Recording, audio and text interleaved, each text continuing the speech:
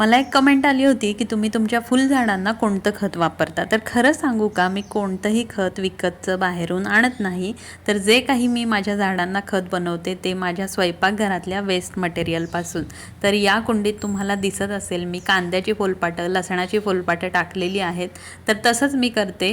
जी काही फळं असतील, संत्री, केळी, तर त्याची जी सालं असतात ती देखील कात्रीनं कट करून या कुंडीमध्ये आणून टाकते. आणि त्याच्यातली जी माती आहे कुंडीतली ती थोडीफार आपण खालीवर करत राहायचं दर 2 दिवसांनी, जेणेकरून जे वरती आपण टाकलेलं आहे वेस्ट मटेरियल ते खाली मातीत मिसळून त्याचं विघटन होऊन त्यापासून खत बनत राहतं. सोबतच देवाचं जे निर्माल्य आहे ते सुद्धा मी कुंडीत टाकत राहते. आणि वरून जी माती आहे कोरडी ती घालायची, किंवा माती कुंडीतली जी असते ती थोडी वर खाली करायची.